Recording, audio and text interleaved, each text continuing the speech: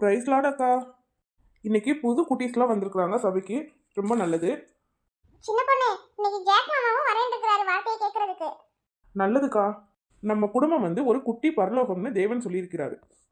தேவன் சொன்ன வார்த்தையின்படி நம்ம வீடு எப்போ குட்டி பரலோகமாகும் அப்படின்னா, தேவனுடைய வார்த்தையை முழுமையா அறிஞ்சிருக்க நாம குடும்பத்தில் இருக்க ஒவ்வொருத்தர்கிட்டையும் அனுசரித்து போகணும். அவங்களையும் கர்த்தருக்குள்ள நம்ம வழி நடத்தணும். நம்ம கோவப்படும் போது அவங்களும் நமக்குள்ள கோவப்பட்டு அப்ப அவங்களுக்கும் நமக்கும் வித்தியாசம் இல்லாம ஆயிடும். அது மாதிரி இல்லாமல் ஒவ்வொரு காரியத்திலையும் நாம தேவனோட பிள்ளைங்க அப்படின்றத நம்ம குடும்பத்துக்குள்ள இருக்கவங்ககிட்ட அவங்க உணரும்படியா நம்ம நடந்துக்கணும். அப்ப நம்மளை பார்த்து அவங்களும் வார்த்தையை அறிஞ்சுக்குவாங்க. அப்பதான் நம்ம வெளியே போய் சொல்லும் பொழுது ஆத்ம ஆதாயம் செய்ய முடியும். இதை நாம எப்பவும் மறக்கக்கூடாது. சின்ன பொண்ணு, பிரைஸ் லார்டுமா. பிரைஸ் லார்ட் அண்ணா. வார்த்தையை ஆரம்பிச்சாச்சா?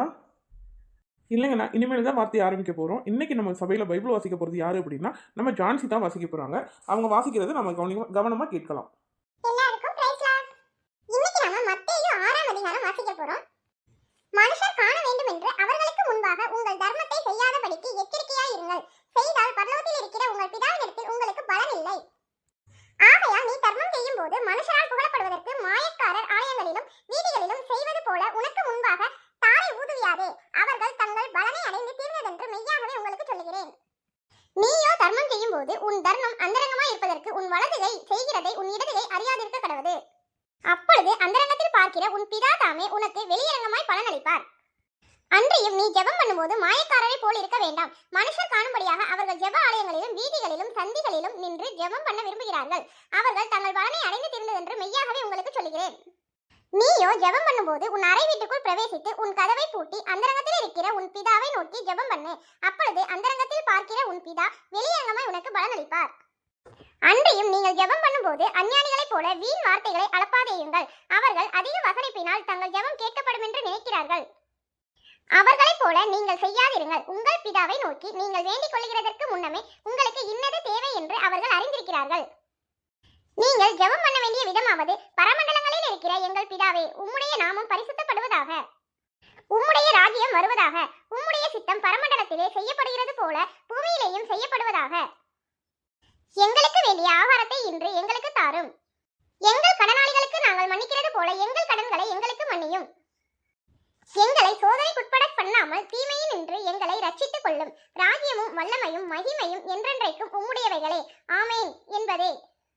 மனுஷருடைய தப்பிதங்களை நீங்கள் அவர்களுக்கு மன்னித்தால் உங்கள் பரமபிதா உங்களுக்கும் மன்னிப்பார். மனுஷருடைய தப்பிதங்களை நீங்கள் அவர்களுக்கு மன்னியாதிருந்தால் உங்கள் பிதா உங்கள் தப்பிதங்களையும் மன்னியாதிருப்பார். நீங்கள் உபவாசிக்கும் போது மாயக்காரரை போல முகவாடலாய் இராதேயுங்கள். அவர்கள் உபவாசிக்கிறதை மனுஷர் காணும் பொருட்டாக தங்கள் முகங்களை வாட பண்ணுகிறார்கள். அவர்கள் தங்கள் பலனை அடைந்து தீர்ந்ததென்று மெய்யாகவே உங்களுக்கு சொல்லுகிறேன். நீயோ உபவாசிக்கும் போது அந்த உபவாசம் மனுஷர்களுக்கு காணப்படாமல் அந்தரங்கத்தில் இருக்கிற உன் பிதாவுக்கே காணப்படும்படியாக உன் தலைக்கு எண்ணெய் பூசி உன் முகத்தை கழுவு. அப்பொழுது அந்தரங்கத்தில் பார்க்கிற உன் பிதா உனக்கு வெளியரங்கமாய் பலனளிப்பார்.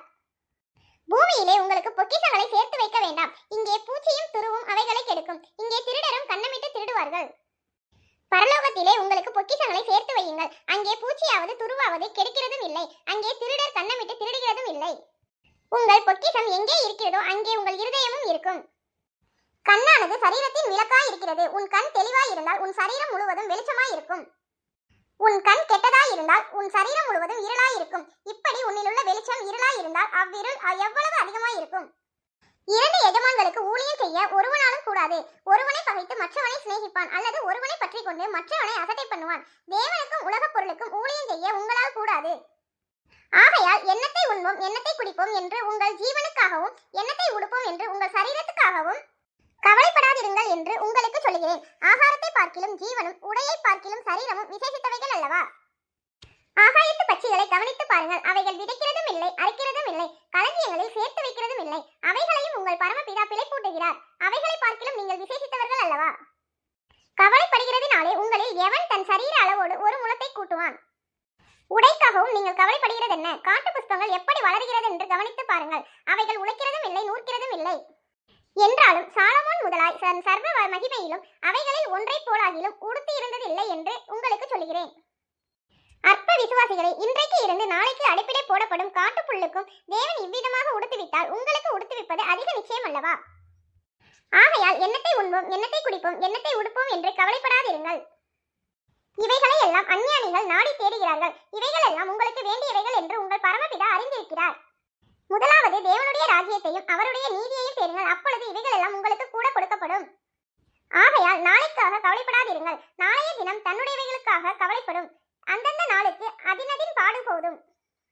எல்லோருமே இன்னைக்கு நல்ல வார்த்தையை கவனிச்சிருப்பீங்கன்னு நினைக்கிறேன். இன்னைக்கு உண்மையிலேயே நமக்கான வார்த்தை தான் இது ஃபுல்லாகவே. இன்றைய தினம் நீங்கள் வீட்டுக்கு போய் இதே வார்த்தையை திரும்பவும் ரிப்பீட்டாக படிச்சு பாருங்க. அப்போ உங்களுக்கு இந்த வார்த்தைகள் ஒவ்வொன்றும் தேவன் புரியும்படியாக வெளிப்படுத்துவார். ஜாக்கண்ணா, உங்களுக்கு நல்லா புரிஞ்சுதா வார்த்தை? புரிஞ்சது மக்களே, நல்லா இருந்தது. வார்த்தையும் கூட வாசிச்ச விதமும் எனக்கு ரொம்ப பிடிச்சிருந்தது. மீண்டும் நாளைக்கு நம்ம இன்னொரு அதிகாரத்தோட மக்களை சந்திக்கலாம். அது வரைக்கும் எல்லோருக்கும் praise Lord. God bless you.